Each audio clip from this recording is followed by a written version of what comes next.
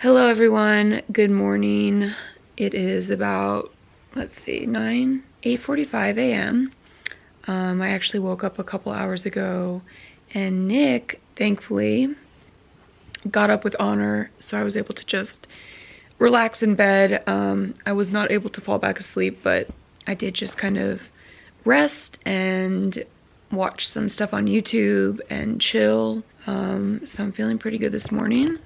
I don't know, I haven't had any water today, so my voice is probably really scratchy, but this video is going to be a rough one. Not actually rough in a sense of being sad, but I think it's just going to be a bit controversial, and I don't know, this is what I'm going through right now, so I'm going to share it with you guys. I'm giving you a trigger warning now that some of the content in this video, it might be upsetting to some people, although I do not plan to present it in an upsetting way.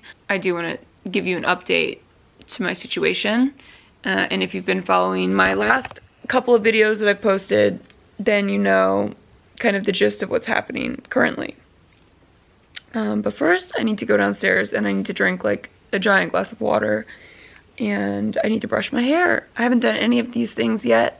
I literally have not gotten out of bed. Good morning!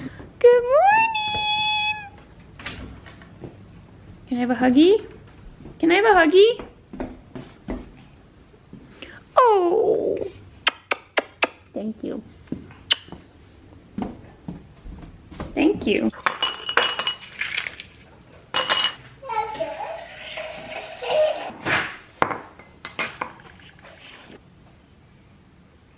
This is my electrolyte powder of choice lately. It tastes good, I don't know. It tastes kind of sweet, kind of salty. You can't have any of this, but do you want some water? Would you like some water? You would? Okay. Here you go.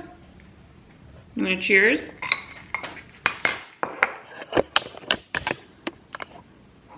Cheers.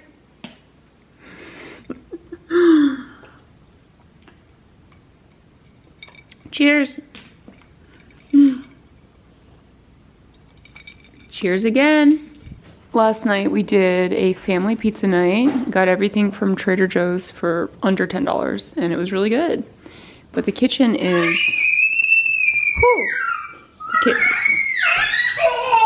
You want to come help? Did you have fun last night making pizza? You did? It was really yummy. The kitchen is very messy as a result. And just as a result of having a, you know, a toddler. Can you get the case to mommy's camera? Can you hand mommy the case? Thank you very much. Oh, I can't have it? Can you hand the case to me? Thank you very much. Oh, you want to hold it? Okay. You can hold that one and I'll hold the camera. Hey guys, I have been struggling to finish filming this video for the last 3 or 4 days. I kept telling myself when I cleaned up the kitchen, I would feel better and more motivated to finish filming, but I've now cleaned the kitchen up every single day since I said that, and it's dirty again, and I'm just gonna tell you what's going on. If it looks like I've been crying, it's not because of what I'm about to tell you. I was just looking at Instagram before I started filming this, and I watched Devin Brugman's speech at her best friend's wedding, and I don't know, I cried everything. So thank you, Devin, for making me cry. Are you happy? Anyways, okay, so in my last video, I had talked about the fact that I was pregnant. I believe I had told you guys that I was having an ectopic pregnancy, and that was not completely accurate. Not that I lied about it or anything like that, but it was so early on in the pregnancy, no one really knew what was going on fully. People were asking me like, why haven't you done an ultrasound? Why haven't you done more diagnostics to figure out what's going on? And in fact, I had done those things, all of those things. I mean, I was on top of this pregnancy from the very beginning when I thought something was not right, and I had done all those things. In this video, I kind of had planned to like explain the entire timeline of what happened, but I don't even know if that would be helpful or productive. I feel like with me as well, when it's something related to health or like medical conditions or anything like that, I'm inclined to just share every single scientific detail. It might be more confusing that way. So basically, I became pregnant. You guys know that. I felt like something was wrong early on in the pregnancy. A lot of you asked if it was some sort of like intuitive feeling where I just felt like something was wrong, and that's really not what happened. I felt like something was wrong based on all of my research and the way that the pregnancy was progressing. It was a combination of the blood work that I had been doing, which was testing my HCG levels. If you don't know what that is, that's the hormone that your body produces during pregnancy. HCG stands for human chorionic gonadotropin, I believe, and that hormone typically increases rapidly once you become pregnant, and then it doubles like every couple days. It's different in everyone, but generally speaking, there's a pattern at which it increases. My HCG was not increasing normally. It was very clearly not a viable pregnancy, but we didn't really know what was happening. I had a very early ultrasound around 4.5 weeks, and the technician could not even see a gestational sac in my uterus, which is the first kind of structure that is evident when you become pregnant on an ultrasound. Sometimes it is not visible until your hormone level increases to a certain amount, but yeah, mine wasn't visible at all. And then I had another ultrasound maybe about a week and a half after that, and there was still no gestational sac. So we knew the pregnancy was not in the correct location. The technical diagnosis that I received was pregnancy of unknown location, or PUL, and it was suspected to be ectopic based on the way that my HCG levels were rising and kind of plateauing. Unfortunately, like, the ultrasounds couldn't definitively tell me where the pregnancy was. There was nothing in my fallopian tubes that looked abnormal. However, it's possible that it just couldn't be detected on ultrasound at that time. Yeah, we don't really know where the pregnancy was. And when you get that diagnosis, like PUL, it's like kind of a loose diagnosis while you're waiting to find out more pieces of information. But unfortunately, we never really found out. I was hoping that the pregnancy would just naturally end itself and that I could miscarry at home. But when I got to about like 6 weeks, or a little bit after 6 weeks, my doctor felt it was unsafe for me to continue on with the pregnancy, just kind of watching and seeing what would happen. And she suggested that I terminate the pregnancy. And in fact, it was a strong suggestion. Basically, this is what needs to be done. So with this type of situation, depending on how far along you are and what doctors know, there are multiple options for ending the pregnancy. The safest method for me was to take a shot of something called methotrexate, which is actually a drug used sometimes in chemotherapy treatment for people with cancer. The way that it works is, I don't honestly know the full mechanism of action, but the way that I understand it works is that it binds to folate in your body and it stops the growth or proliferation of cells. So for instance, if you're using the drug for cancer, it would essentially stop the growth of the cancer. If you're using the drug for an ectopic pregnancy, it would stop the growth of the pregnancy.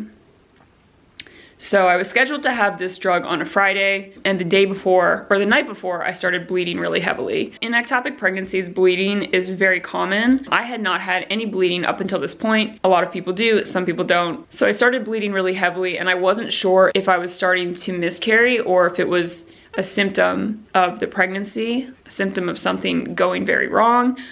It was scary, I don't know. The next morning when I went to the doctor's, she just really thought that I needed to get this shot. This was very hard for me because I really just had hope and high expectations that my body could process this.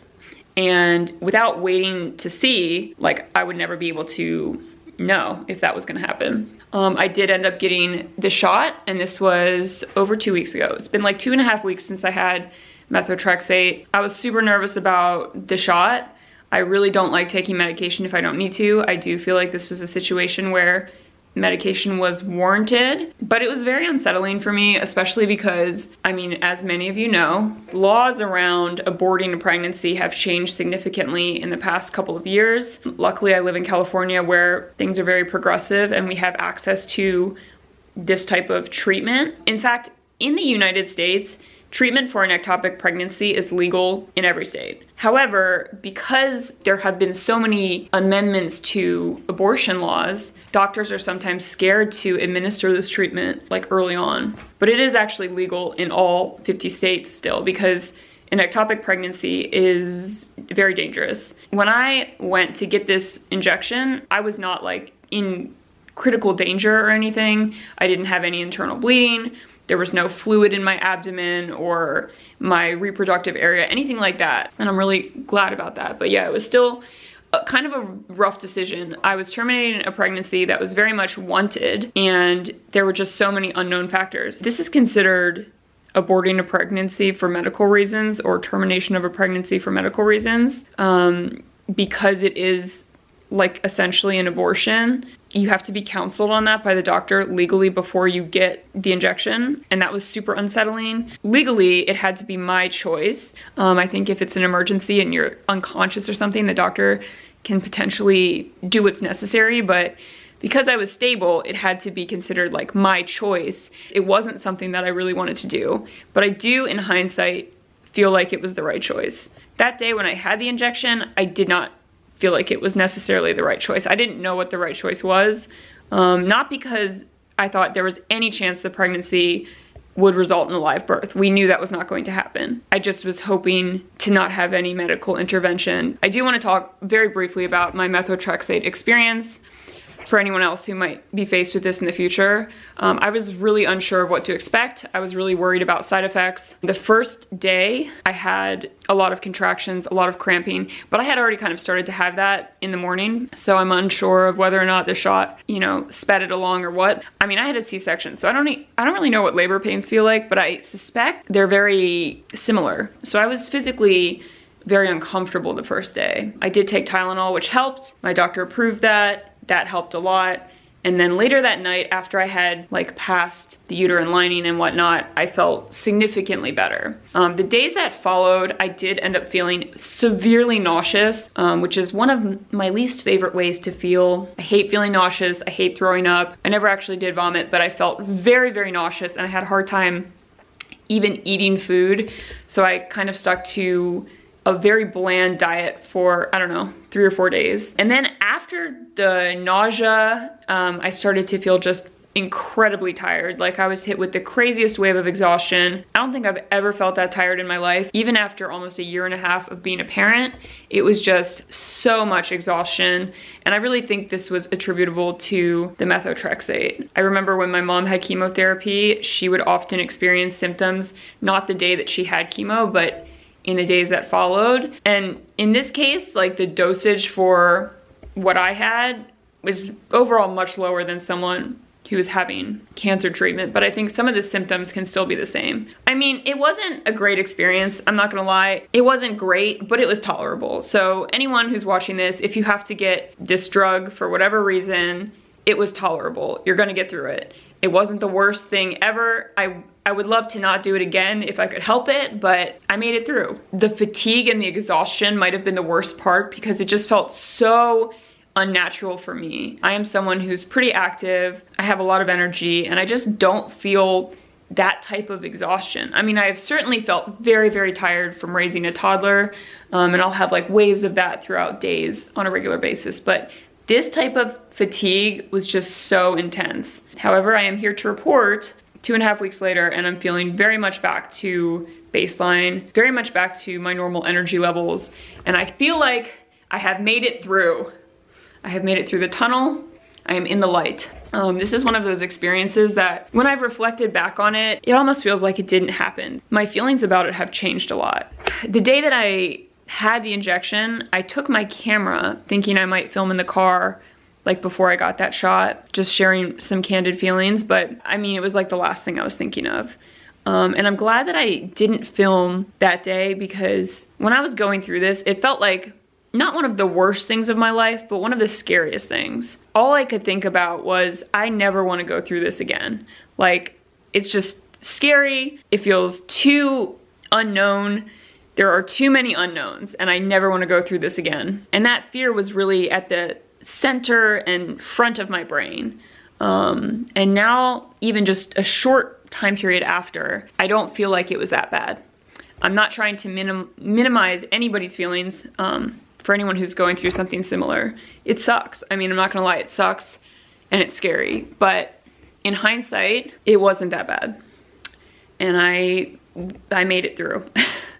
And like, I don't feel a lot of lingering repercussions. I mean, mentally, I accepted the loss so far early on that I don't feel any lingering like sadness about that. It's always sad to lose a pregnancy. It's always disappointing, but mostly I feel just very glad to be healthy. I feel glad to be healthy. And you know what? I made it through this with all of my organs intact. And thankfully, it was caught early enough that I didn't have to get any type of surgical intervention. The morning I got the methotrexate, actually about an hour before I got it, my doctor wanted me to have blood work done. When you get this drug, you have to have blood work done on like days 1, 4, and 7 to make sure that your HCG is decreasing at an appropriate level and to make sure that they don't have to administer more of the medication. So I had blood work done in the morning, like right before I got this. And I was thinking, since I had been bleeding, that my HCG would potentially decrease. And I thought, okay, I'm gonna get these results after the weekend. I'm gonna see that my HCG went down and I'm gonna feel bummed that they made me do this like injection. But when I got my results back on Monday, my HCG had actually continued to increase. So even though I thought I was miscarrying, like my hormone levels were still increasing. That pregnancy was still progressing in some way. So I do feel like now, like I'm glad that I got the injection. At the very least, I feel closure is what I'm trying to say. I feel closure, I feel at peace with it, I feel like I'm okay. I just feel very thankful. After I had that shot, Honor came with me to all my appointments for blood work because Nick was working. So she came with me, she sat on my lap. I mean, she was just the best. Everyone in the, all the phlebotomists loved her. The people drawing my blood, and she was just so well behaved and such a great little partner through all of that. And Nick really stepped up to like taking care of her when I just felt like I needed to rest. We really felt like a family. I'm sure a lot of people are going to ask if I will try again for more kids, but maybe not. Like, I don't know, maybe not. Since becoming a mom, it feels like something that is like my purpose in life. And Honor has just given me so much more than I could have ever imagined. As much as I would have loved to have another child and to give Honor a sibling, that's really how I saw my life path going if it was possible. And I don't think it's impossible. I don't think it's something that I couldn't do, but I don't know. I think right now I'm content with just Honor. And I couldn't ask for a better kid. She's the best. She's the love of my life. So that's what's going on in my life right now. Yeah, okay. Thank you guys for watching. I will see you all very soon in my next video, and I will talk to you then.